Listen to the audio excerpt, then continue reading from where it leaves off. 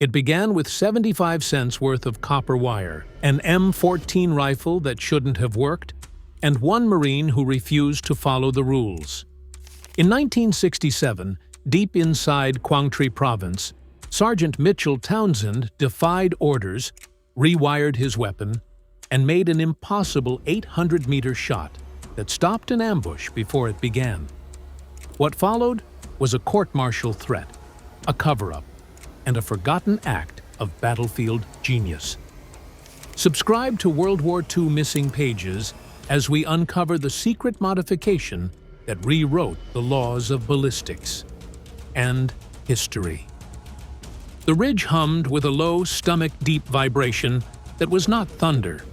It was the living frequency of fear moving through wet earth and jungle vine. Sergeant Mitchell Townsend lay perfectly still inside a shallow scrape of red clay, cheek welded to the warm walnut of his M14. The stock carried the sweet, oily scent of gun oil and sweat, and beneath his right hand was the quiet crime he had committed the night before. A tight coil of copper wire cinched over the gas system like a dare. His spotter, Lance Corporal Franklin Riley, breathed beside him, counting shapes on the far ridge through a battered spotting scope. "Multiple movers," Riley whispered. "2 rifles with long glass. Call it 800 meters. 800 meters meant safety. For them." The enemy knew the manuals as well as the Marines did. An M14 did not reach that far with certainty. Not today. Not ever. Townsend let the crosshairs float, then steadied them with breath control drilled into bone. In through the nose, hold. Out through the mouth, hold. He felt his heartbeat step down, felt the world narrow until the only living thing was a single figure settling behind a Dragunov on the opposite ridge. Below, a column of Marines threaded the valley like green ants, exposed, oblivious, minutes from becoming statistics. The radio crackled. "Do not engage. Range beyond capability." Townsend did not blink. Capability, he thought, is a number someone wrote once. Physics is a truth the world obeys, whether men approve or not. He added a bold holdover, compensated for mirage and minute wind, and found the fragile stillness between heartbeats. He pressed. The rifle did not bark. It cracked, sharper, angrier, as if the metal itself had opinions. Recoil hit like a shoulder punch. Through the scope, he caught the smallest flinch of cloth. Then the far sniper went slack and folded from view. Riley inhaled a curse that never finished. Hit. Confirmed. Shift right. Second shooter relocating Townsend fought the sluggish bolt. The price of starving the action for velocity, and forced the next round home. Breath, glass, crosshair, squeeze. The second man tumbled backward, his spotter scattering. The valley kept moving. The manuals were wrong. The wire held. And somewhere beyond the jungle heat and the buzz of insects, the future began to tilt. Before the war, before the rifle, before the wire, there was Mississippi. Greenwood in the 1940s was a world split clean down the middle. White streets and black fields, 2 Americas living on the same dirt. Mitchell Townsend was born there in 1944, the third of 5 children in a family that farmed cotton they didn't own. His father, Elijah, had fought with the segregated infantry during World War II, marching through Europe in a uniform that promised freedom he still couldn't touch when he came home. He wore his medals only once, on the day he realized they meant nothing at the corner store with the colored entrance. Still, he carried himself like a man who believed in dignity, even when the world refused to see it. "You fight for the idea," he told his son. "You fight for it, until it's real." The Townsends owned one rifle, an old Remington bolt-action, the bluing worn thin and the stock patched with wire and glue. Elijah used it to bring home rabbit and squirrel, anything to stretch the meager pay. the landowner offered. To young Mitchell, the rifle wasn't just a tool. It was proof that skill could bend circumstance. When his father let him shoot for the first time, the kick nearly knocked him backward, but the bullet found its mark. Elijah only nodded. "Remember that feeling," he said. "Control is power." By 8, Mitchell could hit tin cans at distances grown men missed. By 10, he could judge the drift of wind through tree branches. His mind measured angles, adjusted, predicted. But Mississippi wasn't a place that rewarded a black boy with precision. The wrong kind of talent drew attention. People start wondering where you learned things they think you shouldn't know, Townsend recalled years later. Still, his father encouraged him, insisting that mastery was a shield. "They can take a lot from you, son," Elijah said, "but not what's inside your hands and head." That lesson burned deep. Long before the jungles of Vietnam, before the copper wire and the impossible shot, Mitchell Townsend learned something his country would one day depend on: that knowledge and patience could turn even the smallest tool into power. In Greenwood's colored schoolhouse, the walls were cracked, the floors bowed, and the books came second-hand, hand-me-downs from the white schools across town, filled with missing pages and scribbled insults. But inside that forgotten building, one teacher quietly decided that potential was worth risking everything. Her name was Eleanor Jackson, a thin woman with sharp eyes and a sharper mind.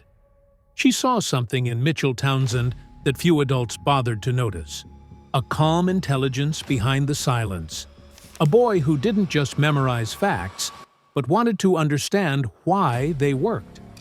When other children groaned through arithmetic, Mitchell dissected each problem as if it were a puzzle to be solved, not a task to finish. Mrs. Jackson began leaving textbooks on his desk, books that weren't supposed to exist in their classroom. College-level physics, engineering primers, even a worn Army manual on internal ballistics she claimed had been misplaced from the library. In the segregated South of the 1950s, that was more than kindness. It was rebellion, and Townsend devoured every page. He learned about parabolic arcs, fluid dynamics, and how a bullet's spin stabilized its flight. He discovered that accuracy wasn't magic. It was mathematics. For the first time, the mysteries of his father's Remington made sense. Mrs. Jackson taught him to ask questions no one else dared. What happens to pressure when gas escapes too early?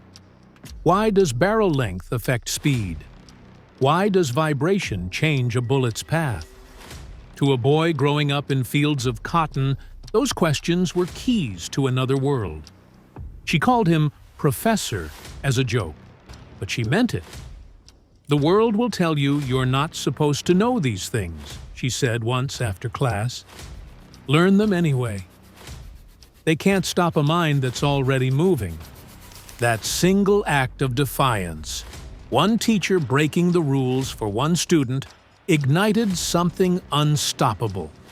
When the war came and the manuals told him what couldn't be done, Mitchell Townsend would remember Mrs. Jackson's words. He would remember that knowledge, once earned, answers to no authority. By 1963, Mitchell Townsend had run out of road in Mississippi. College was a dream for someone else's son, and factory work up north meant trading one kind of chain for another. The Marines offered something different: structure, challenge, and maybe, finally, a place where merit mattered more than skin.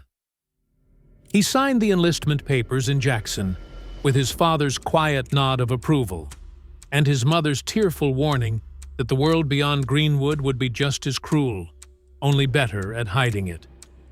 Within weeks, he stepped off the bus at Parris Island, South Carolina, into a crucible built to break men before it made them. The heat hit like punishment. Drill instructors barked until their voices cracked, and for the few black recruits, the verbal abuse came laced with venom. Townsend learned early that silence was armor.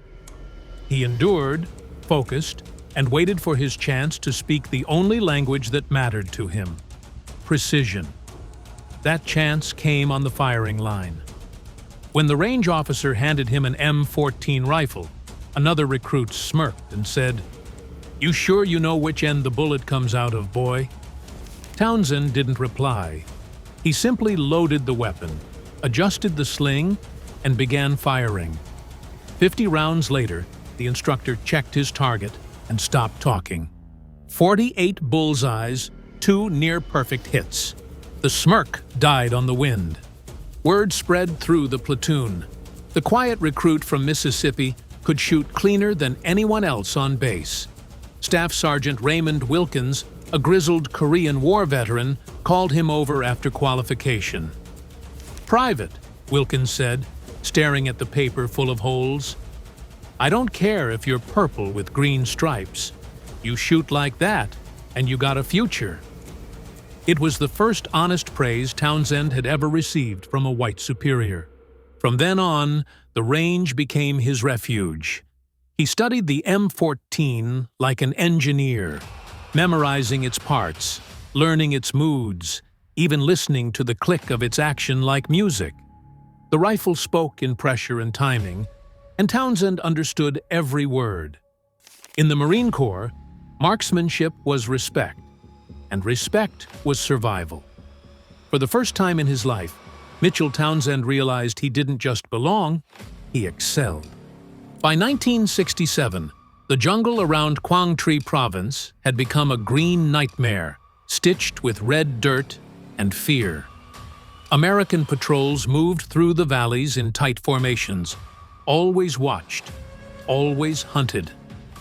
The North Vietnamese had begun deploying something new: Soviet-made Dragunov rifles, sleek and deadly, their reach stretching far beyond anything most Marines could answer with. The standard M14, even in the hands of a sharpshooter, topped out at 500 meters. The Dragunov could kill from 800 and beyond. The difference wasn't just numbers, it was terror. Marines started calling the unseen shots ghost rounds. Men were dying before they even heard the rifles crack. Sergeant Townsend, now assigned to the 3rd Battalion, 5th Marines, nicknamed the Dark Horse Battalion, watched the toll grow.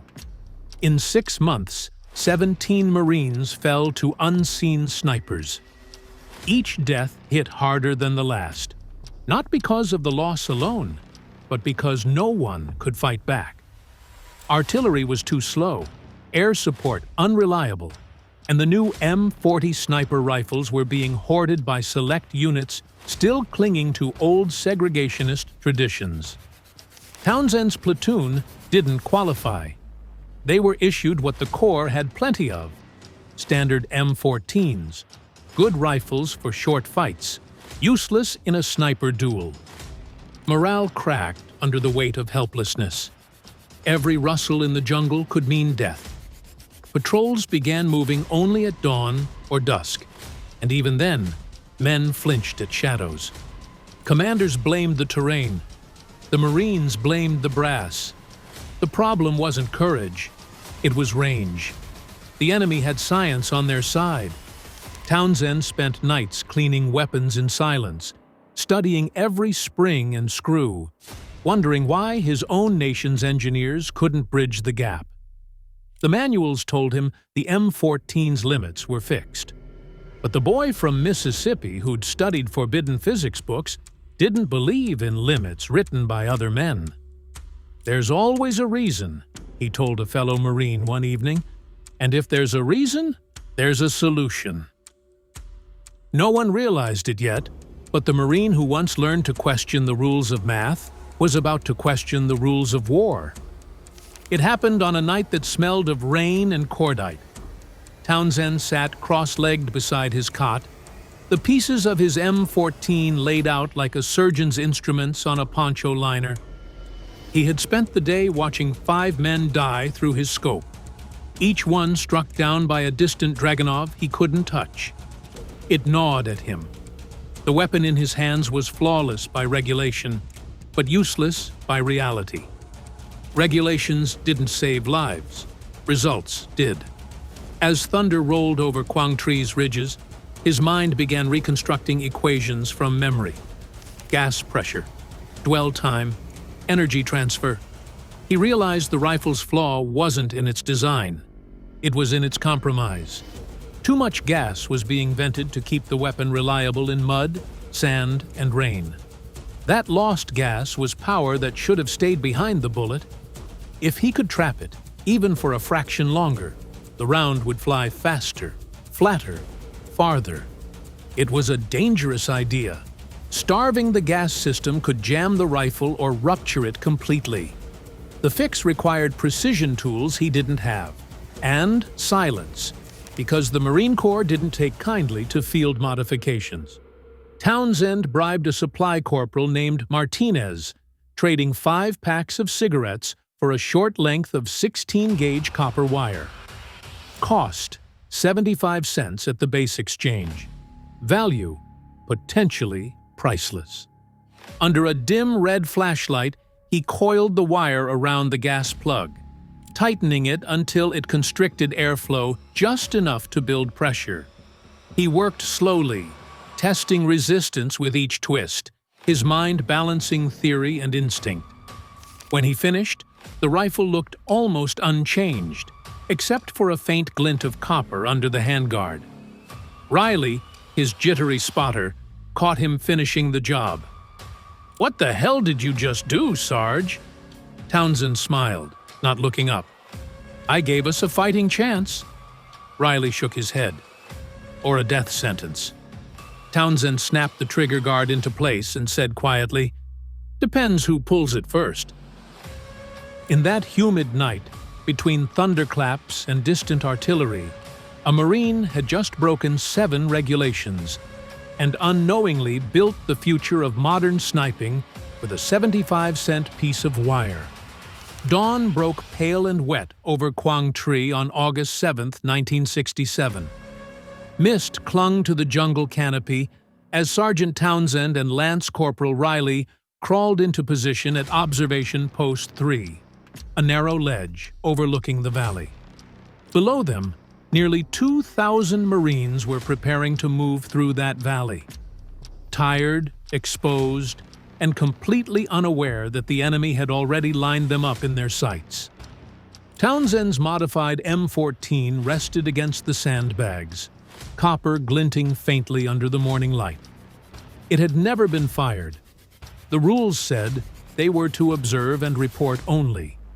But rules had never stopped a bullet. Hours passed in thick silence until, just after 1,400 hours, Riley spotted movement. Northeast Ridge. 6 hostiles. 2 rifles with optics, he whispered, heart pounding. Townsend brought the scope up and saw them. North Vietnamese soldiers setting up Dragunov rifles and a machine gun. The rangefinder read 820 meters, an impossible shot. Riley grabbed the radio. "Command, this is Sierra 3. We've got enemy snipers. Request permission to engage static." Then the cold reply, "Negative, Sierra 3. Range beyond capability. Maintain observation." Townsend stayed on the scope. He could see the lead sniper lowering behind his rifle, the barrel trained directly on the Marines below. "They'll be dead before air support gets here," Riley said. Townsend's voice was steady. "Not if I can reach them first."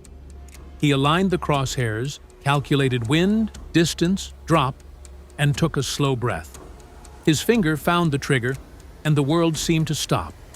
The shot cracked like a whip, sharper, louder than usual. Through the haze, Townsend saw the sniper collapse. A perfect hit. "Holy!" Riley didn't finish. "Second target moving right."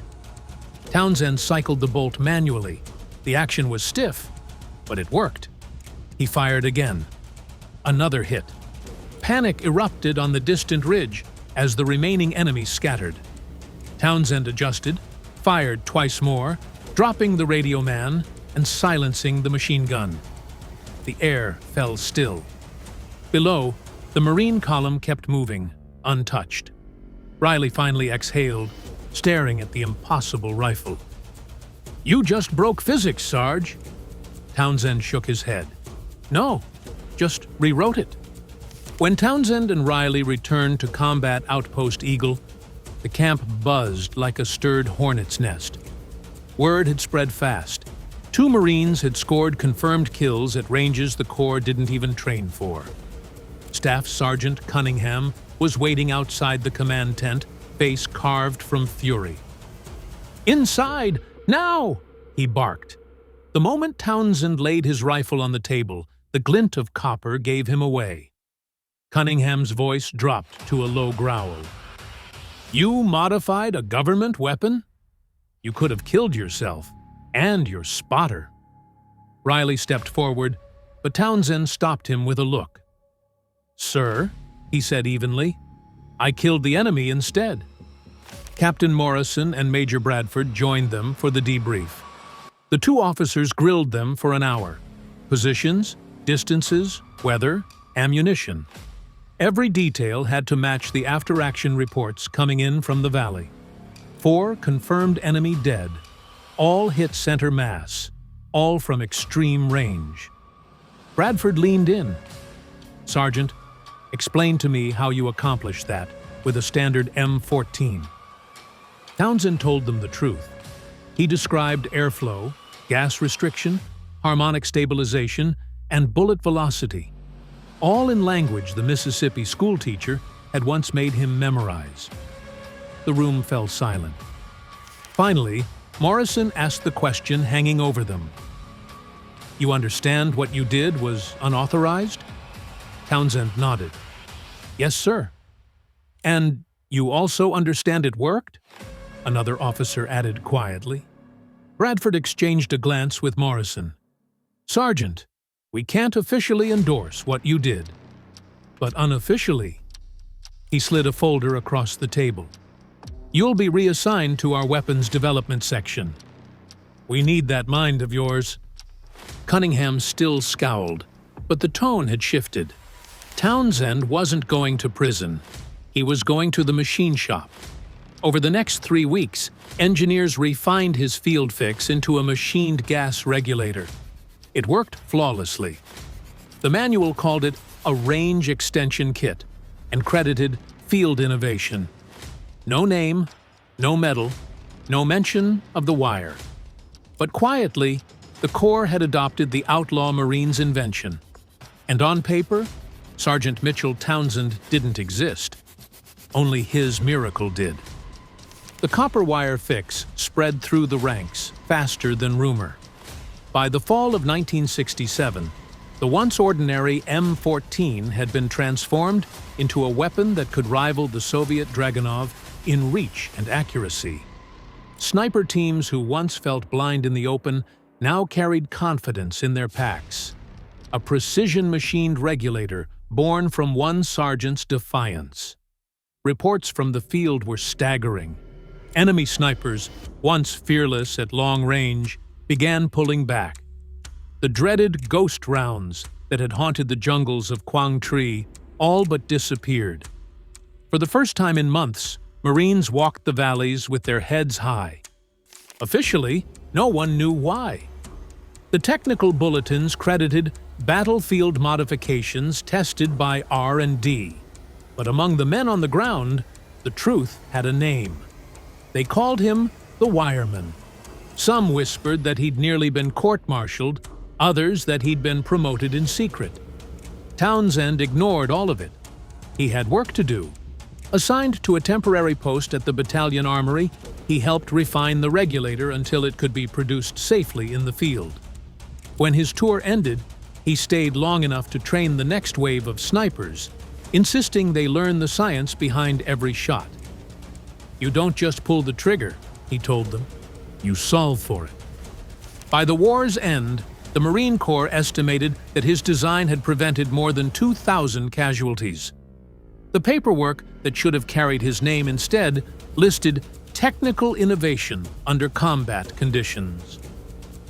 Townsend never complained. In his mind, the result was the reward. After leaving the Corps in 1971, he built a quiet life as an automotive engineer, raising a family far from the noise of gunfire. For decades, his story was legend only whispered among veterans. Then, in 1997, the Marine Corps invited him to Quantico.